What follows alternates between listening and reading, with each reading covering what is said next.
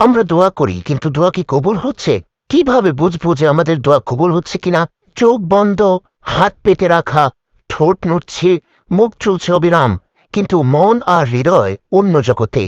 মুখের কথা আর অন্তরের চিন্তায় বিস্তর ফারাক।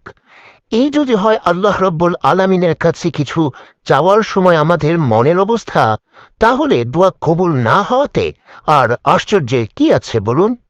চলুন জেনে নেই যে গুরুত্বপূর্ণ 4টি বিশেষ ভুলের কারণে আমাদের দোয়াসমূহ আল্লাহ রব্বুল আলামিনের কাছে কবুল হয় না। ১. হারাম উপার্জন। রাসূলুল্লাহ সাল্লাল্লাহু আলাইহি ওয়াসাল্লাম বলেছেন, এক লোক অনেক দূর থেকে সফর করে এসেছে। তার চুল কাপড় এলোমেলো ধূলি ধূসরিত, আর সে তার 2 হাত আকাশের দিকে তুলে বলছে, ইয়া রব, ইয়া রব। অথচ তার খাবার হারাম, তার পানীয় হারাম, তার পরনের কাপড় হারাম, আর তার শরীর পুষ্ট হয়েছে হারাম দিয়ে। এমন অবস্থায় কিভাবে তার দোয়া কবুল হতে পারে? সহিহ মুসলিম। আমাদের উপার্জনের প্রতিটা পয়সা যদি হারাম উৎস অথবা সুদ থেকে এসে থাকে, তাহলে কিভাবে আমরা আশা করতে পারি যে আল্লাহ সুবহানাহু ওয়া তাআলা আমাদের দোয়া কবুল করবেন? আল্লাহ সুবহানাহু ওয়া তাআলা আমাদের জন্য সুদকে হারাম করেছেন, অথচ আমরা এমনভাবে সুদ গ্রহণ করি যেন এটা কোনো অপরাধী না। আল্লাহ সুবহানাহু ওয়া তাআলা এবং তার রাসূল সাল্লাল্লাহু আলাইহি ওয়াসাল্লাম সুদখোরদের সাথে যুদ্ধ ঘোষণা করেছেন।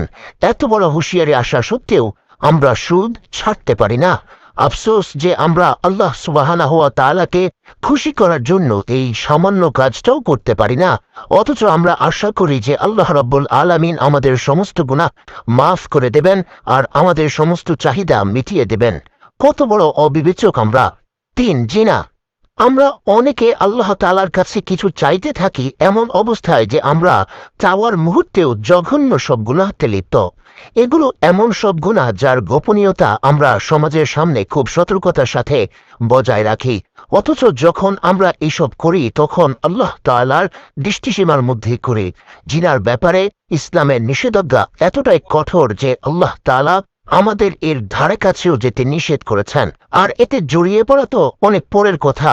সূরা আল ইসরার ৩২ নং আয়াত, যখন জিনাকারী ব্যক্তি তার লজ্জাকর কাজ সমাপ্ত করে, তখন সে তার বিশাল অপরাধের বোঝা নিয়েই আল্লাহ তাআলার কাছে আরো নিয়ামত চাইতে থাকে।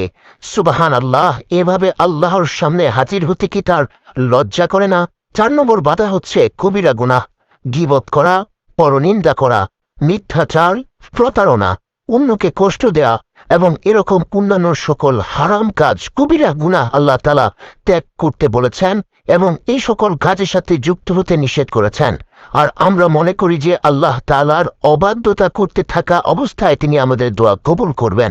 কোন সাহসে আমরা আল্লাহ সুবহানাহু ওয়া তাআলার সামনে দাঁড়াই যখন কিনা আমরা তার হুকুমের ঠিক বিপরীতে কাজ করে চলছি?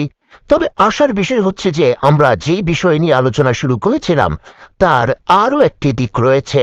যারা আল্লাহ তাআলার একান্ত বাধ্য, যারা তাদের আমলের ব্যাপারে আন্তরিক, যারা আল্লাহর ভয়ে গুনাহ থেকে বেঁচে থাকে আর আল্লাহ তাআলার সন্তুষ্টির আশা নিয়ে ভালো কাজ করে, দোয়ার প্রতিফল তাৎক্ষণিক না পেলেও তাদের হতাশ হওয়ার কোনো কারণ নেই। তোমরা কি ভেবেছ যে তোমরা এমনি এমনি জান্নাতে প্রবেশ করবে? যদিও তোমাদের অবস্থা এখনো তোমাদের পূর্ববর্তীদের মতো হয়নি। অর্থ সংকট, দুরবস্থা, ক্লেশ তাদের স্পর্শ করেছিল এতদূর পর্যন্ত যে এমনকি তাদের রাসূল এবং তার সাথে ঈমানদারগণ বলে উঠেছিল যে কখন আল্লাহর সাহায্য আসবে, জেনে রাখো অবশ্যই আল্লাহর সাহায্য অতি সান্নিকটে। সূরা বাকারা আয়াত নম্বর ২১৪। আমাদের চারপাশের সবকিছুই পরীক্ষা। কোনো সুস্থ মস্তিষ্কের মানুষ চাইবে না এই পরীক্ষায় অকৃতকার্য হয়ে চূড়ান্ত ও সবচাইতে বড় পুরস্কার হাতছাড়া করতে। আল্লাহ যাকে কোরআনে সান্ত্বনা দিয়েছেন, সেখানে সেই রাসূলকে আল্লাহ পরীক্ষা করেছেন, সেখানে আমরা কি হাল ছেড়ে দেবেন না? আমাদের রব আমাদের পক্ষে আছেন। আন্তরিকতার সাথে চোখের পানি ফেলতে থাকুন, আল্লাহ তাআলার প্রতি সর্বোচ্চ ভরসা রেখে দোয়া করতে থাকুন। জেনে রাখুন আল্লাহ আপনাকে নিরাশ করবেন না। রাসূলুল্লাহ সাল্লাল্লাহু আলাইহি ওয়াসাল্লাম বলেছেন, যখন আল্লাহ তার কোনো বান্দাকে ভালোবাসেন তখন তিনি তাকে পরীক্ষা করেন।